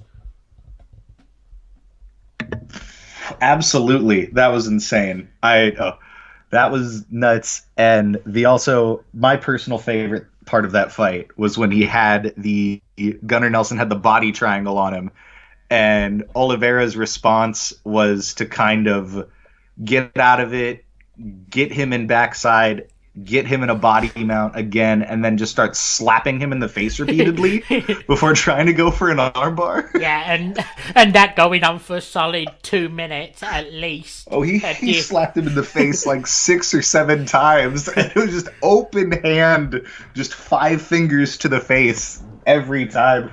Because you don't want to get hit. You hit him in the back of the head or anything, I guess. So he just decided, I better just slap the shit out of this guy. Mm-hmm. Yeah, but that was Definitely a good fight. Not quite on par as the fight I missed at the start of the card, but definitely a good fight. And I think I'm going to have nightmares about that huge gash that Alex Oliveira suffered at the very end of that fight. And I think the nightmares you're having about that gash are the ones that I'm having about the injury sustained in the main event, which I can't wait to talk about. Oh boy, that eye was swollen shut. Oh yeah. But we shouldn't immediately undercut the wonderful co-main event, which I thought delivered way more than it had any business delivering, even though these women have fought multiple times in Muay Thai tournaments and have clearly shown that they're both very capable fighters, but it just shows that Valentina Shevchenko just has Joanna Jędrzejczyk's number. She just knows the timing. She knows how to out-kickbox her. I would have enjoyed that fight, perhaps if it wasn't so one-sided. See, I felt like you could have called it pretty close. I think you had Joanna winning round 1, Valentina winning 2 and 3, Joanna winning 4, and Valentina winning 5. I mean, at least it was kind of close. That's still weird where you got to call it, kind of 50-48 or 49-48 kind of thing. But I still had it a lot closer than I think a lot of people had. Joanna, you can't really. She gets the benefit of just being such a technical striker that if she lands at anywhere of a 50 to 40% ratio, people are going to give her the benefit of aggression and they're going to give her octagon control. So that she's just fighting for the scorecards, which is a smart way to do it. Yeah. It's just that ends up not being exciting. But thankfully, Valentina was looking to put the hammer down tonight. Hell yes. But there's not really much to say about that fight, so let's move on straight to the main event. And can I just say, if you ever want to come on and do play-by-play, I'm sure I'll be able to fix whatever issue it is I'm having with my TV being unable to pause it. You're welcome to come on, do play-by-play. I can transition into doing color commentary. Oh, whenever's cool. It's just I don't want to, step on your toes if you have the actual feed. All the feeds I'm going to get are the ones that are just rips off the internet. Yeah. So there's always going to be a 30-second delay regardless. Yeah, but that's one of those things, too, where we might just have to split the bill here, and we might just have to do the post shows on my Mixler stream now that I know how to patch you in on my Mixler area. We can actually have a legitimate post show and talk about rankings and future fights and so on. Yeah, there's obviously not enough time to do that tonight, though. Of course, but I got a 12-hour block open, so whenever you need it. As we enter the final fight of the night, the main event.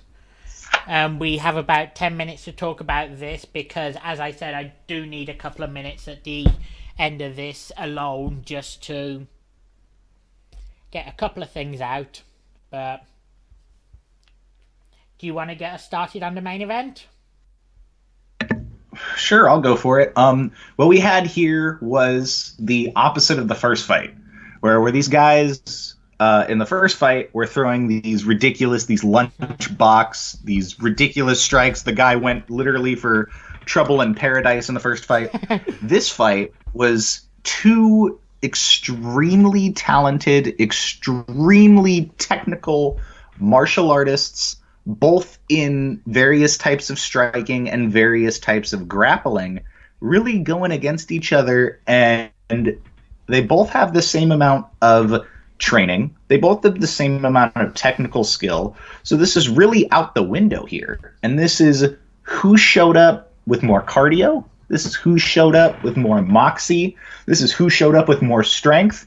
And this is who really wanted to put their entire nationality on their back and be the ultimate fighting champion at the featherweight division.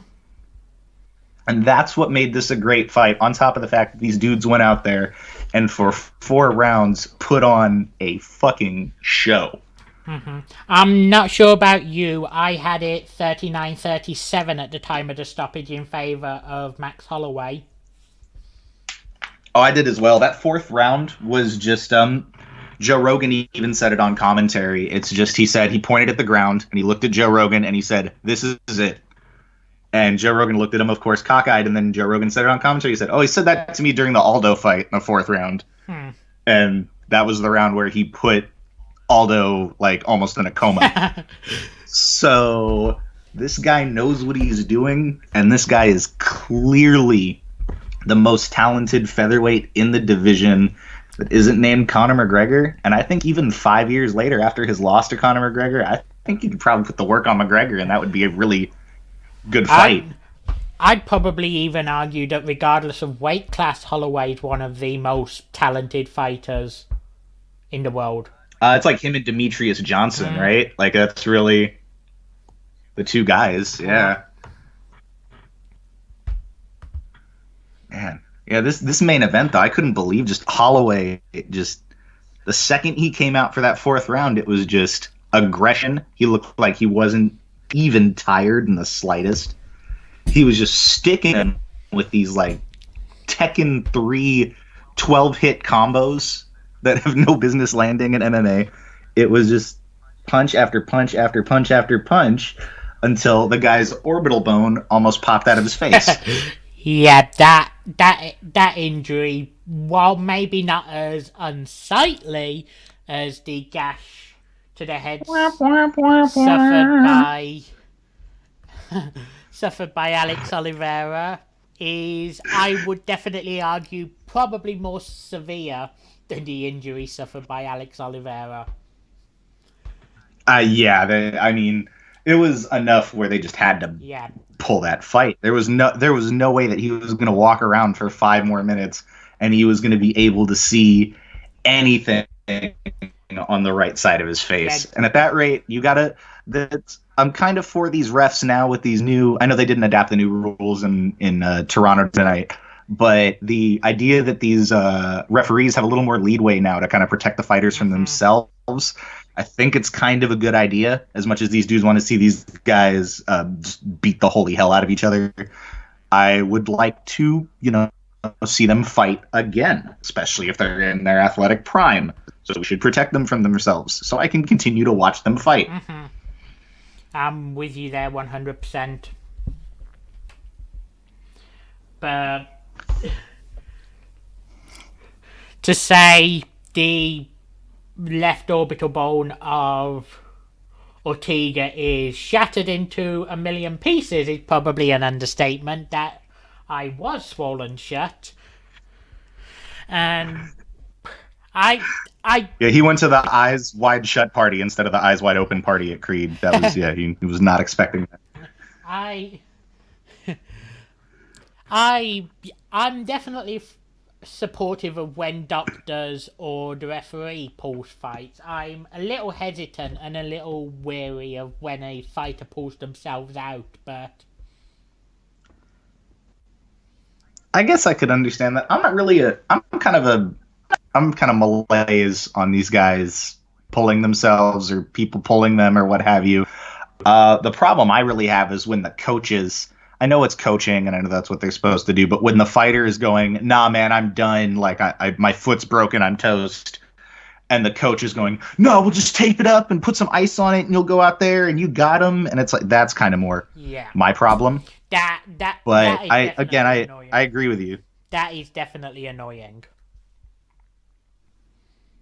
Yeah, it's good coaching in a sense. I guess you want to try to motivate your client to do whatever you can, but it's like, come on, at that rate, you gotta.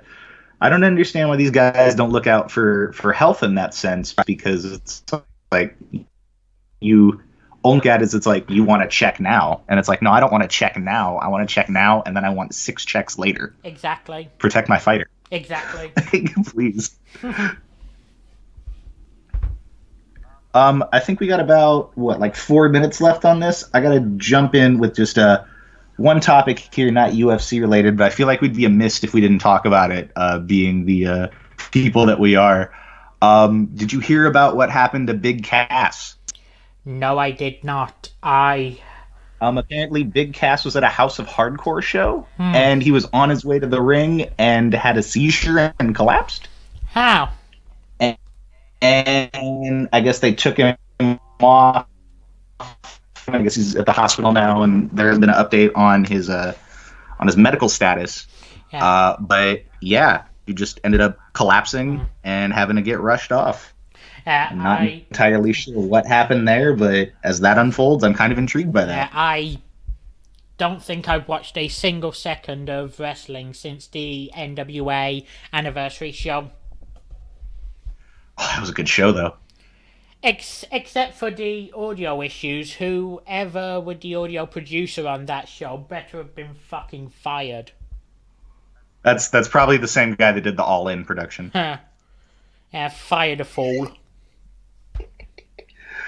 All right, man. Well, I'm going to bounce out, and I'm going to go ahead and plant the seed now that I will try to be here 100% as much as I can for you on December 29th, as we have two major fights coming up for UFC 232 as John Bones Jones makes his return against defeating the USADA drug test list as he fights Alexander Gustafsson for the second time.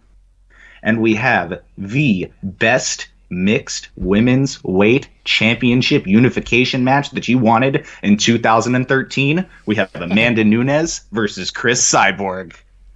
Hell yeah, I cannot wait, and you better believe I'll be here. Damn right. Thanks for joining me for this quick post show. No problem, boss man. Thank you for having me. Again, take it easy. Subscribe to Luke Birch on all platforms. Make sure you give that Mixler a follow. And again, pushing for 400 hearts now. I heard he broke 200 today. We got to double that. I'm at 209, and it looks to be pretty set at 209. 418 in 15 seconds. We can hope. But thank you for joining me tonight. Not a problem, man. Take it easy, boss. Bye. Okay. So,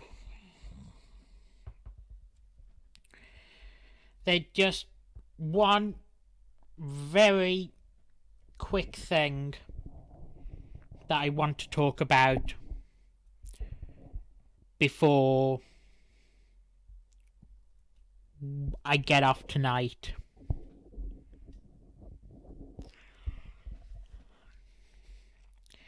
And I've been trying to think of how to say this for about 3 or 4 days now. I knew I had to address it.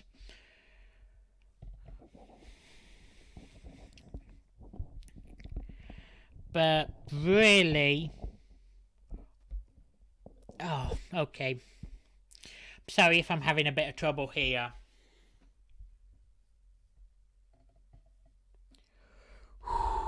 Calm down.